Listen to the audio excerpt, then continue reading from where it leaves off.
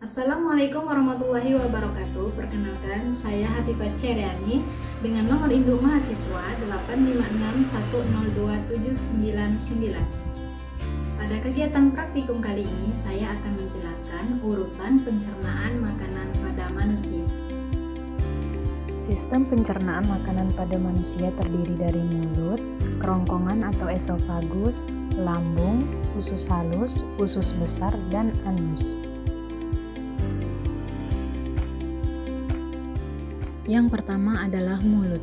Mulut merupakan organ pencernaan pertama yang bertugas dalam proses pencernaan makanan.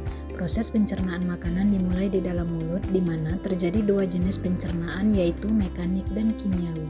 Pencernaan mekanik dilakukan oleh gigi yang mengunyah makanan menjadi potongan-potongan kecil dan lidah membantu mengatur posisi makanan. Sementara itu, pencernaan kimiawi dibantu oleh kelenjar ludah yang menghasilkan air liur yang mengandung enzim ptialin atau amilase untuk memecah zat tepung atau karbohidrat menjadi gula yang lebih sederhana.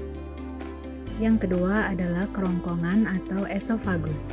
Kerongkongan atau esofagus berfungsi menyalurkan makanan dari mulut ke lambung.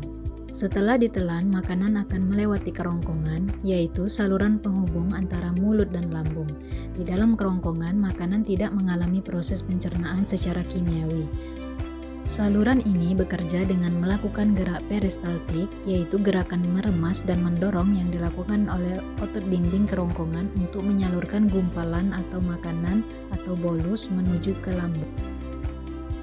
Yang ketiga adalah lambung. Lambung merupakan alat pencernaan yang berbentuk kantung. Karena sifatnya yang asam, cairan lambung dapat membunuh kuman yang masuk bersama makanan. Di dalam lambung, makanan dicerna secara lebih intensif dengan bantuan asam dan enzim kuat. Lambung menghasilkan HCI atau asam klorida yang berfungsi untuk membunuh kuman atau bakteri berbahaya yang ikut masuk bersama makanan serta mengaktifkan enzim. Selain itu, terdapat enzim pepsin yang bertugas untuk memecah protein menjadi peptida. Di sini makanan diaduk hingga teksturnya berubah menjadi bubur halus atau kim.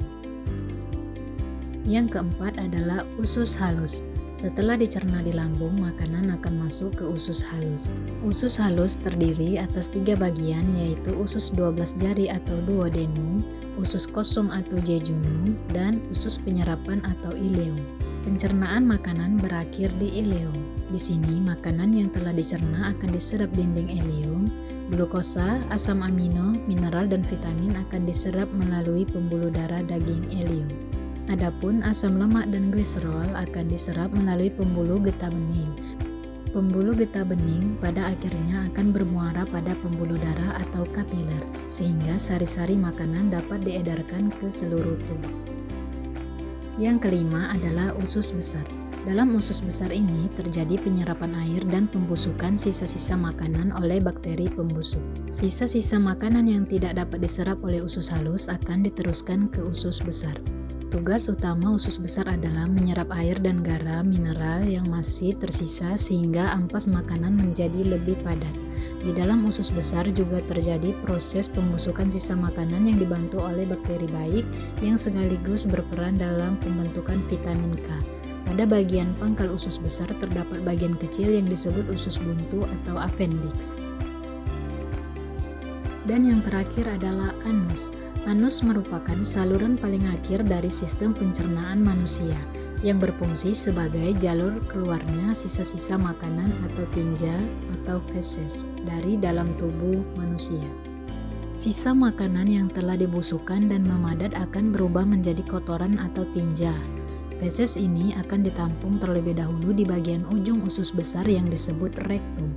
Ketika rektum sudah penuh, saraf akan mengirimkan sinyal ke otak untuk memicu rasa ingin buang air besar. Akhirnya, feses dikeluarkan dari dalam tubuh secara berkala melalui saluran pembuangan akhir yaitu anus.